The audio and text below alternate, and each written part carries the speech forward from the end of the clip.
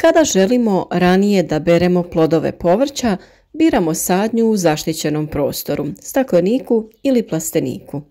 Na ovaj način u kontroliranim uslovima uzgajamo biljke koje je lakše održavati. Manja je mogućnost zaraze oboljenjima ili mogućnost napada štetnika.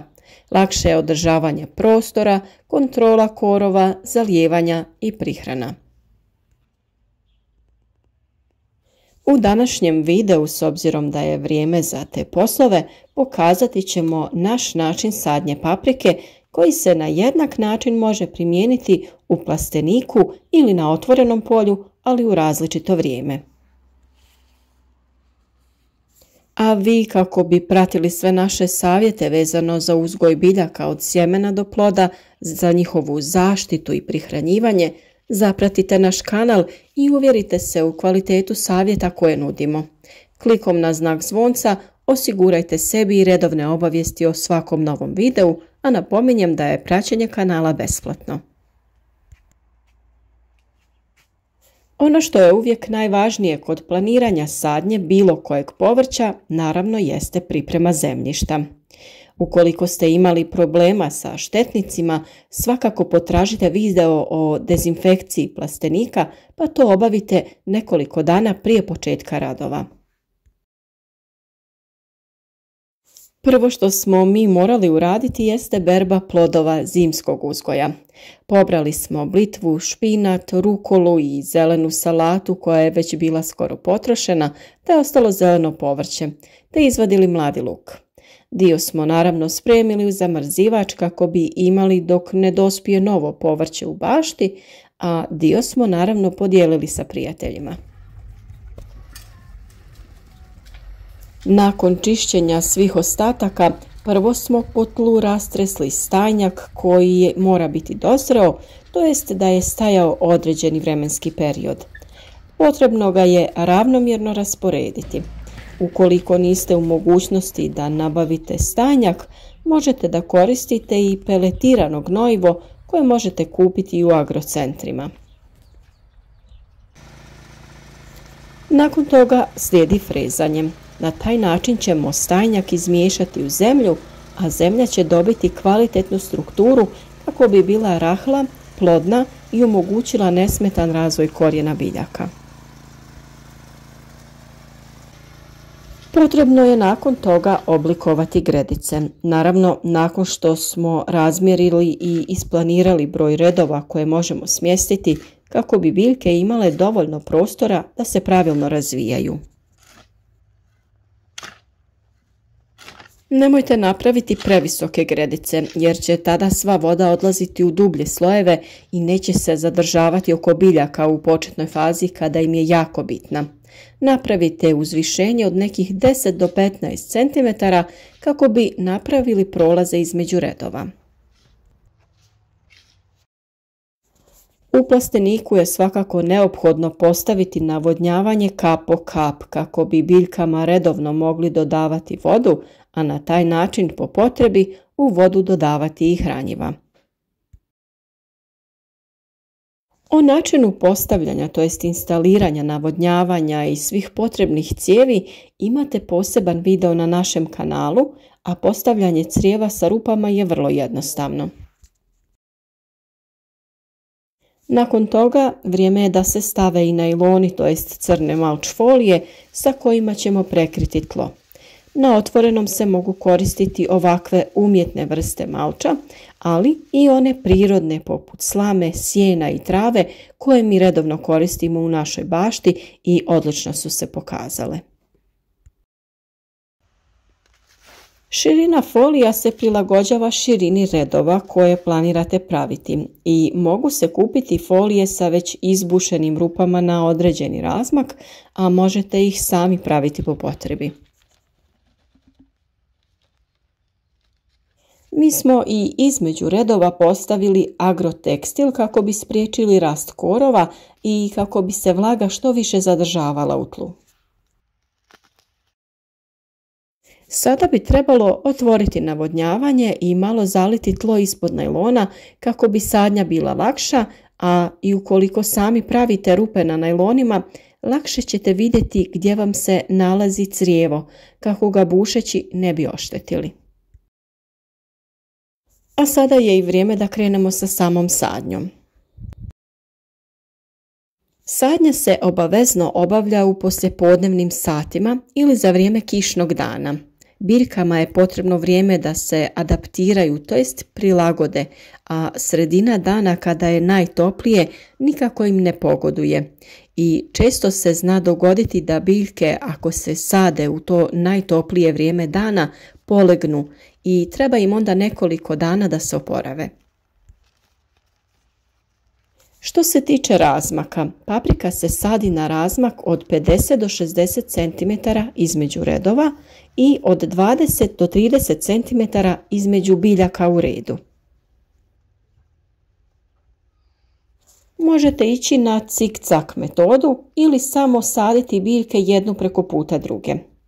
Iako je u vrtu ušteda prostora vrlo važna kako bi mogli uzgojiti veći broj različitih biljaka, ipak ukoliko imate prostora, razmak između biljaka može biti i malo veći, kako bi svaka pojedina biljka imala dovoljno prostora da se pravilno razvija. Zato je vrlo važan i kvalitetan protok zraka, jer će biljke tada biti zdravije i manje podložne razvoju bolesti. Što se tiče dubine sadnje, paprike se ne sadi duboko, nego na istu dubinu na kojoj je ona bila u posudi u kojoj je uzgajana. Napravite malo udubljenje u tlu i stavite sadnicu, te oko nje stavite malo zemlje i lagano ju pritisnete prstima kako bi se ona učvrstila u tlu. Pored toga, potrebno je obratiti pažnju na sprječavanje gljivičnih oboljenja na koje je paprika nakon sadnje vrlo osjetljiva. Gljivična oboljenja najčešće se pojavljuju prilikom pikiranja ili presađivanja, pa je potrebno nakon sadnje odraditi tretman fungicidom. Nakon presađivanja biljku je potrebno obilno zaliti, a pri prvom zalijevanju možemo koristiti sredstvo pod nazivom Previcur Energy. Previcur Energy osigurava preventivnu i sistemičnu zaštitu od bolesti polijeganja i rane plamenjače. Osim toga, pozitivno djeluje na rast korijena i ukorjenjavanje, a biljke lakše podnose stresne uslove presađivanja. Protiv bolesti polijeganja zalijevamo biljke i zemlju oko biljke. Na 10 litara vode dodajemo 10 ml ovog sredstva. Prilikom zalijevanja voditi računa da je zemlja oko biljke već umjereno vlažna, nikako suha ili previše vlažna. Po presadnici je potrebno utrošiti otprilike 200 ml otopine za zalijevanje. Previcur Energy se također može folijarno koristiti protiv plamenjače paprike i salate. Jednostavan je i siguran za primjenu te osigurava zaštitu od svih najvažnijih bolesti mladog rasada. Nakon ovog prvog obilnog zalijevanja, narednih 5 dana ne bi trebalo vršiti zalijevanje biljaka kako bi se one što bolje ukorijenile. Ukoliko bi imale neprestan izvor vlage, one ne bi imale potrebu za razvijanjem korijena, a ovako će korijen da se širi u tlu u potrazi za vlagom. Naravno, biljke zalijte ranije ukoliko se vremenske prilike pokažu takve da se tlo isuši i da je biljci potrebna voda. Paprika je povrće koje zahtjeva redovito zalijevanje, pa na to treba obratiti pažnju. Ako želimo ostvariti veće prinose i imati krupnije i sočnije plodove, biljkama trebamo obezbijediti redovito vodu tokom razvoja. Paprici je potrebna pojačana gnojidba prije sadnje, jer iz tla izvlači velike količine kalija, fosfora i dušika. Velika količina tih hranjiva biljkama se osigura u početnoj prihrani tla pri obradi.